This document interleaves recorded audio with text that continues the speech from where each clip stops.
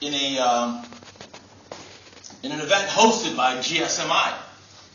First event I did was about 4 years ago in Chicago, and when the opportunity came by to participate again in Las Vegas, and I saw that Amsterdam was on the radar, one of the first things I told Brianna Jacobs, the producer, was, I need to go back to Amsterdam. And it's going to be held in the middle of June. I definitely want to go back because the past 2 times I've been here, it was in the middle of the winter. So to say that I'm beyond excited to be here is it's not enough. So what I'm going to share with you today is, first of all, why wasn't I here yesterday? Considering how much I wanted to be here. On Sunday, I got this message via Facebook from a coordinator friend of mine at Disney. And she says, Ramon, we have this Disney Roadshow coming to Chicago. The keynote speaker was not able to make it. Is there a way that you could fill in for us on Tuesday and, really fire up the Disney social media moms? We're going to have about 100 of our top bloggers in town, and we just would really love for you to share some of these ideas on humanizing the brand. So, obviously, I was able to make that happen, even though it did cost me the opportunity not to be here yesterday. So what happened at that event, and what are some of the things that I learned, and I got to hear some insights from Disney that could be of value to the event today? Well, the first thing is, they have this character called Mickey. Now, when you think about it, in reality, a logo, in reality, a brand, can't hug you back. No matter how much you love it, it just can't, because it's not human. Even in a case like this, with Mickey, they still have their own challenges with humanizing the brand. So I did try on his gloves, a different, bigger version, and had a lot of fun. But during the event, I also had the time to get to hold, notice that smile, hold, and know Disney moms. And as I'm talking to them and I'm hearing their story, this is the first question that came to mind. What makes people do this? Now, in this one particular case, she was showing me her nails. And as she puts 2 nails together, she has different characters. So just imagine how long it takes to get that manicure. And as she's sharing her story, there's just something magical really about Disney, where it doesn't matter the age, we automatically become this old. So when I asked her, I said, why do you do that? She's telling me these stories about she's a little girl and how many times she's been to Disney, and now being able to work as part of the Disney moms. And then I started thinking, well, what about some of these other brands that people are in love with? They get tattoos maybe. Harley Davidson in the U.S. is an example. There was even with the NFL, someone at the start of the NFL season, what we call football in the U.S., had gotten a tattoo on his arm that said, Seattle Seahawks Super Bowl champions, and put the year, and this was before the season even started. So I started thinking, really, what makes people click? What makes people do this? Because whatever it is, we need to figure it out and duplicate it so that as a brand, we get this kind of similar love. So the first thing I thought about was, it has to start with empathy. It has to start with putting yourself into the shoes, into the mindset of your audience, of your customers. Kind of like the movie The Wolf of Wall Street. Rarely do I mention movies, and especially this F-bomb laced movie, if you've seen it. But one of my favorite parts of that movie, The Wolf of Wall Street, has to do with regards to selling, and selling a pen. And in the movie, one of the central themes was, and it's a big seminar really on selling. And they're going around the room and they're talking about, sell me this pen, sell me this pen. And every sales guy with their Brooks Brothers top to down hand-tailored suits is giving the best pitch about how to sell a pen. And it really wasn't about that until somebody actually said, you need to ask people, do you even use a pen? And if you do use a pen, when was the last time you used it? What type do you use? What do you use a pen for? So when it starts here with empathy, I'm thinking, Oh, that was so cool. That was perfect timing. Can we do that again? When it starts with empathy, well, we have to listen, but that sound didn't come through. So here's a really good example about how Disney puts their self into the shoes of their guests. I want you to meet Toby, who happens to be hanging out with Dumbo. And in 2003, Toby was a gift given to her dad. The little girl's name is Brooklyn Andrews. And when she was 3 years old, Brooklyn, she has a brother and a sister. I don't recall their ages. But their father served in the U.S. military. And he had to do a tour of duty in Iraq. So being separated from his family, he said, how could I still leave a part of me with my little girls and boy while I'm overseas? So this particular teddy bear, when you squeeze the palm, you could record a message. And the dad had recorded a message that said, Brooklyn and the name of her brother and sister, Daddy still loves you. 3 years later, not in service, but still in service to the country, the dad passes away. And in remembering this, what the dad did for the daughters and the mom decided that they were going to get annual passes to Disney, and always make a family trip like they did before their dad had passed away. Earlier this year, Brooklyn, when she turned 14, she ran the Run Disney Marathon and the Mickey Mile, and took Toby with. But unfortunately, they left Toby behind. So they get back, and I believe they're in Phoenix or someplace in Arizona, and the family immediately recognizes that they left Toby behind. Toby's family now. So they contact Disney and say, you know what, we can't find Toby. Here's a photo of the teddy bear. Here's where we stayed. Nobody can find him. So the family takes to social media. They start telling their story, and at the same time, the team members at Disney said, we need to find Toby. So once they eventually find him, didn't get reported to lost and found, somewhere was dropped, possibly in the park. And when they squeezed the hand and they heard that voice, they said, this is Toby. We need to get Toby back to Brooklyn. So what did they do? Well, they said, you know what? She's probably very emotional because of the separation. So let's kind of wine and dine, sort of, Toby, before we send him back. So Toby starts to take a tour of Disney. And Disney, before shipping him out, treats him like any other VIP guest. So Toby, I don't know how many photos they ended up taking, but what Disney did is they put together a photo album. And they sent the photo album, along with Toby, back to the family. Now see, had it not been for empathy, it would have been so easy to do one of two things. We found your teddy bear. Give me a courier, prepaid account number, and we'll be happy to ship them out. That's one thing you can do. Second thing could be like, give me your address. We'll send it out. Maybe cash on delivery, you pay for it, or you just throw him in an envelope and see if he gets there, or you do what they did. So when you think empathy, you think your readers, you think your audience, you think who it is that you want to reach, this is the type of stuff that you do. Now, it goes on two ends of the spectrum here. Because if your business is small, you might be challenged to be able to do that because you're like, you know what, I'm just a one-man show. Or even if you're big, something like this, you say, it's too big for us because look how many people we have and how many lost and found items there are. So it's up to you to make up your mind and to develop where do I want to be in the spectrum. So think empathy.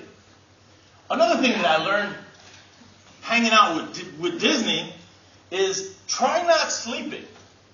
See, I think that something happens.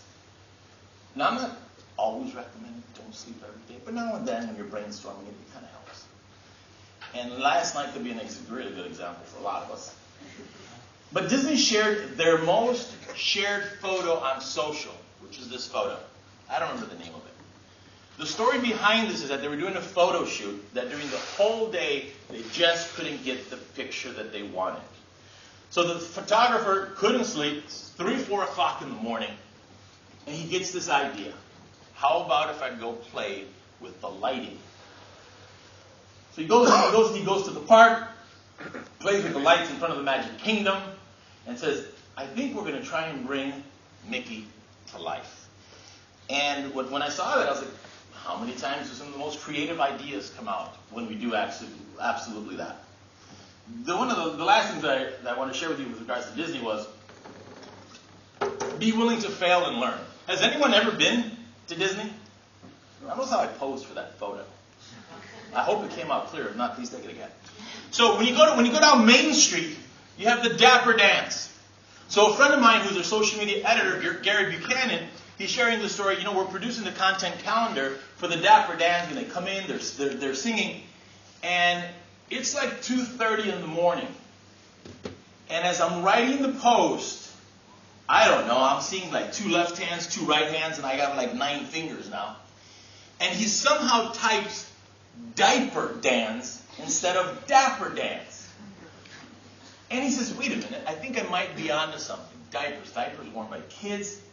How about if you try and do something with regards to that? So because of what would have been an initial failed, full of typos blog post, they were able to turn it into this. Now, you got the audio control back there? All right, let's see if this runs.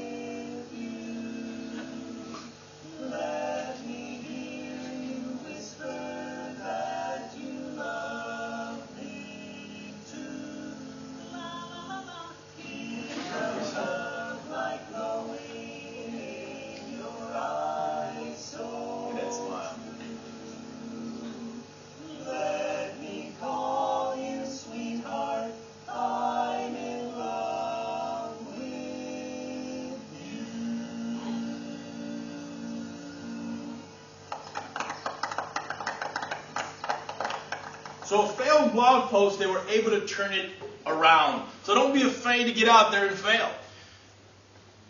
When I had my pizza restaurants, I always believed that my customers were an investment. Because they are. They're an investment of my marketing dollars. They're an investment in my brand. They're an investment in absolutely every single thing that I wanted to do.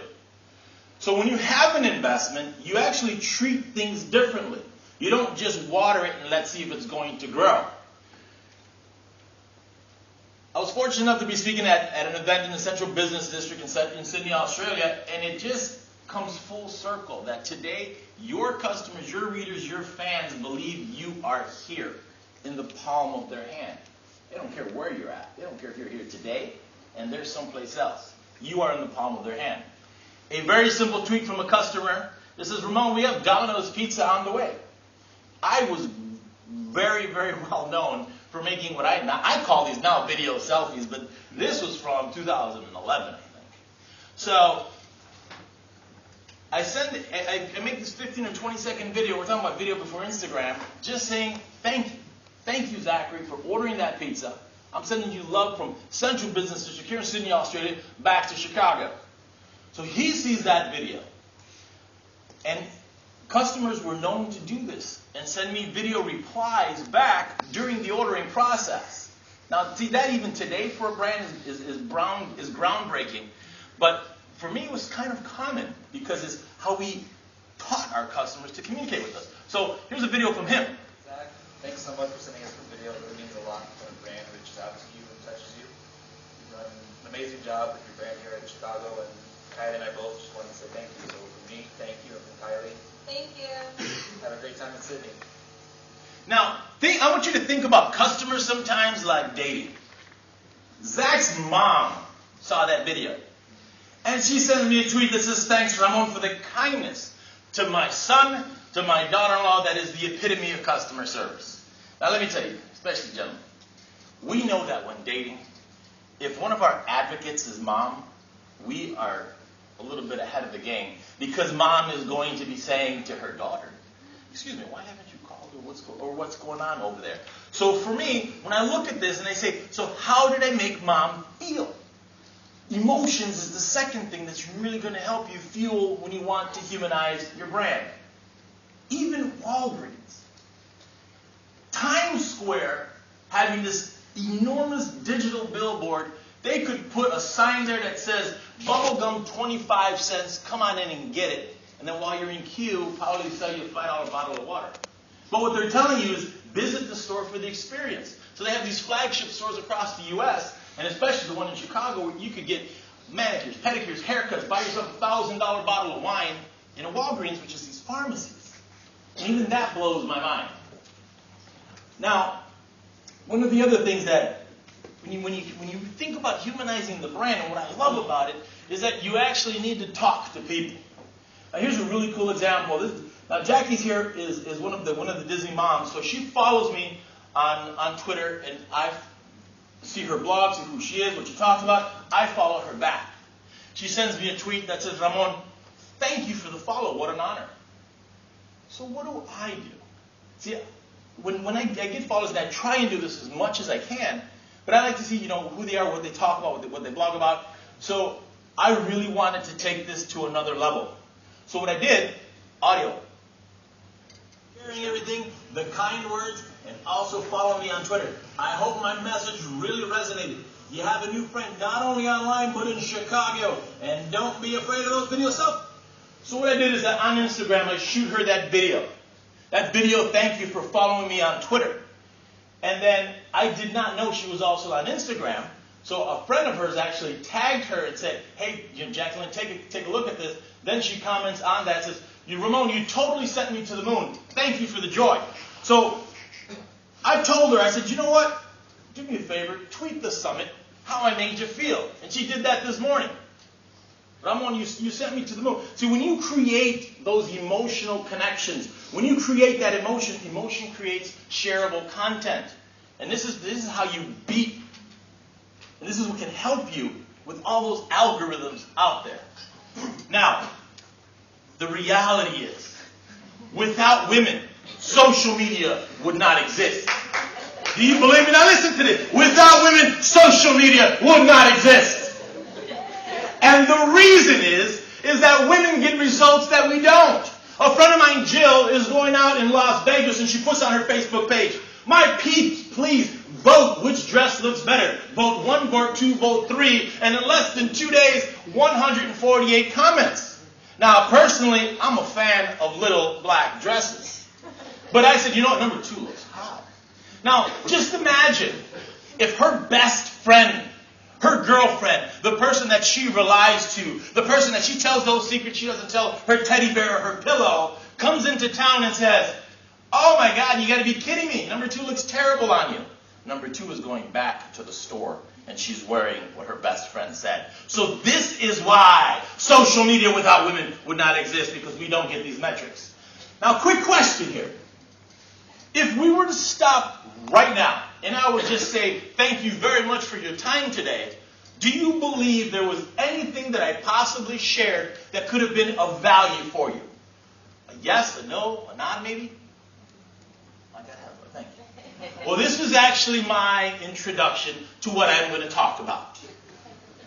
In my career with Domino's Pizza that just ended last year, after 27 years in the business, some of the highlights that we did was innovating and pioneering e-commerce back in 1998, 7 years before the corporation. And the reason we probably did it 7 years before them wasn't because they weren't really interested, was because I asked the wrong question. After Amazon went public, I asked the corporation, I said, if you can order a book online, why can't you order a pizza online? They answered the question. But had I probably asked them, if you can order a book online, what do we need to do so that you can order a pizza online? I might have gotten a little bit more help from them in 1998. But we made it happen, and we made it happen in Chicago. Y2K was a very big time for us because of this whole scare coming out. And that really, for us, was our digital marketing renaissance. Because we were able to take our sales growth from our business from $3.5 million to $7 million across 6 stores. Last year, when we sold the business, nearly 70% of our sales were digital. It came through a tablet, an iThis, an iThat, a Samsung, this, that, you name it. It came anything except the phone. This outpaces the world when you look at different results that countries give, which is on average about 45 or 50%. I see ICQ and AOL Instant Messenger, instant messaging services, back in the 90s was my microblog before Twitter was invented. So for almost a decade, I was already used to, and so was my team, we were used to talking to customers in 20 and 30 characters, which is, I totally chimed in last night with Remco, and he says, look, I do WhatsApp chats with my customers. I totally get it and totally love it. And then what happened with the Facebook groups in 2005. So with that, I introduce myself, and I tell you, you know what? You got this former pizza guy from Chicago that when it snows up there, this kind of is what our cars look like. So now I don't know if you have these problems here in Amsterdam or quite possibly some parts of the world, but just like sometimes you take a picture of your food before you eat it, this is sometimes what we do with our cars. We're like, how am I supposed to open it? So my goal today is to inspire you to make a difference in the lives of your customers, to make a difference in the lives of your friends, of your family, of your coworkers, of your readers, of every single person that you come in touch with. Because I'm going to share with you examples that create shareable moments, examples that exude pure energy and pure emotion, that I want you to take a little bit of a snapshot of that back with you and say, I can do this. You need to care more about your customers than your competitors do. When I mean customers, it could be literally customers, it could be your readers, it could be anybody within your email distribution list, it could be anybody that adds value to your brand, that takes those KPIs, that really make a difference in you. You have to care more about them.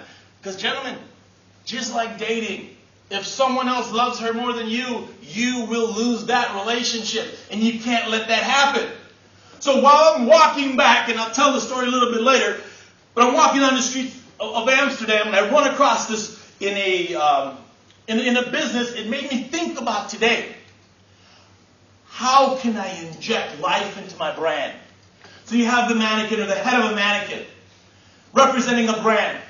You have those really cool glasses. But then I started thinking, how can you inject life into this so that you can see what you need to see and that you're not the only person hearing your message? Very simple. But before that, I actually messed up by a slide. So as you move forward, in our minds, we're kind of ingrained, first of all, of what we can't do. And I love this hotel here. They tell this whole thing while not using recreational drugs in the room. So we're already programmed, and we're constantly hearing what you can't do. I want to share with you what you can do. When you go back to your teams and to your silos, you need to share the same thing. Teach and tell what you can do and what you expect from them, and not just what you can't. Always empathy and love. While in Heathrow, I loved it where, seeing this app for British Airways says, we've developed this with you in mind. This bridge, which is, you walk out, you go to the right, walk under it. Those locks that are there. And I remember being in Austria and seeing the same thing. Focus on empathy, focus on love, and that's one of the things that's going to help you. The only way that you're going to be able to change your framework and to stay ahead of this new building process is you have to stay ahead of the game. Now, unfortunately, sometimes through bad weather and through hurricanes, I always use that example. The only way that you're going to be able to survive things like that is by being ahead of it. So you need to be that advocate within your brand that stays ahead of what's going to come and lead and direct your crowd. So if you want more from social, you need to get out there, you need to empower your fans. If you want to get more from social, you need to empower your employees. In the airport in Singapore, I could not believe the bathrooms would actually have the photo of the person that was in charge of cleaning it, and then please rate our service. So when you empower people, you let people get to know the face behind the logo, that is what's going to create these big shareable moments. Now I love this. Once seen on the internet, when you think, okay, well, if we're going to invest in our people, what happens if, as we're investing in developing our people, they leave? A conversation between a CFO and a CEO. The CEO says, what happens if we don't invest with them and they stay? Think about that. You being here is that type of an investment. When you go back to your organizations, what can you do to invest in the people that report to you? Now here, you go back to your job, ask yourself this question. Is it harder to sell ideas, products, or innovations to my boss than it is to my customers?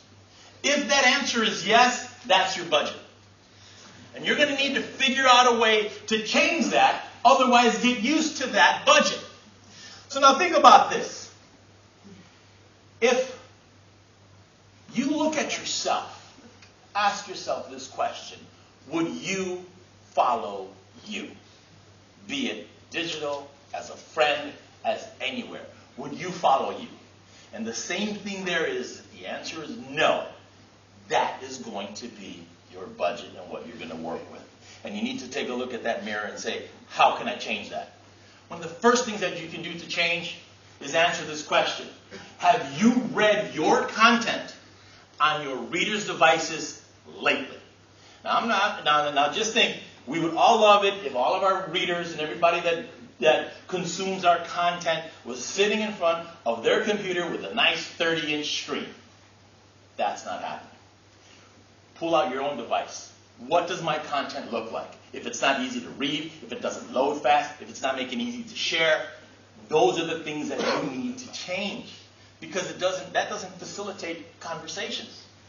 Have you ever wanted to be a fly on the wall? Well, digital today allows you to do that. I don't know how many people are following us via the hashtag right now, but it's being followed, I'm sure, at different parts all over the world.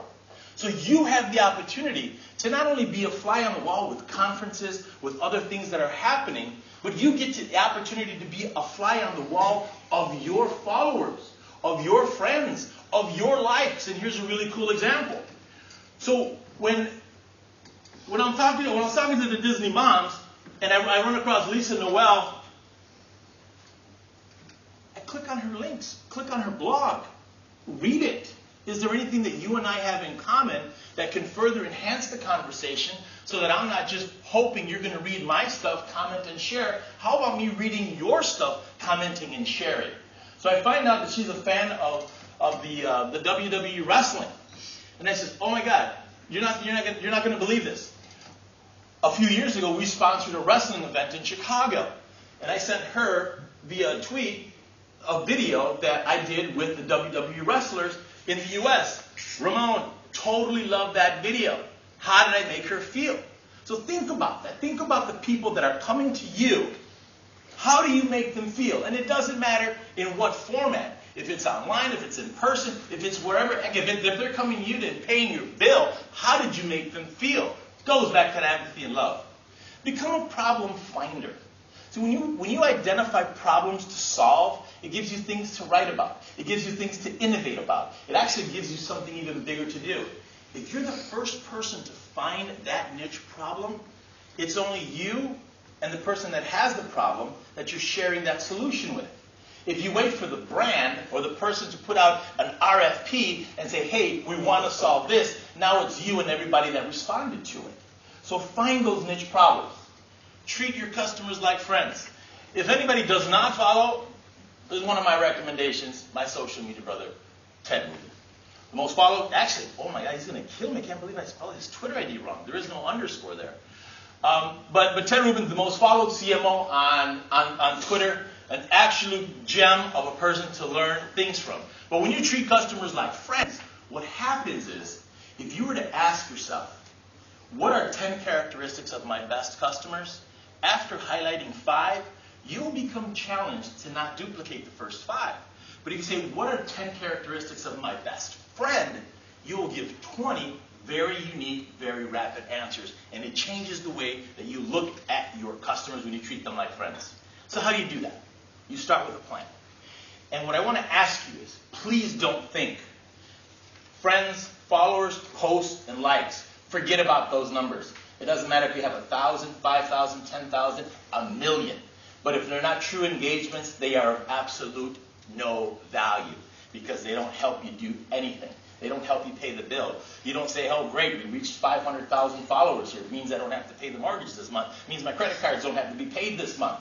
No. When you reach that true engagement, this is what I want you to focus on. Think about the relationships that you intend to create.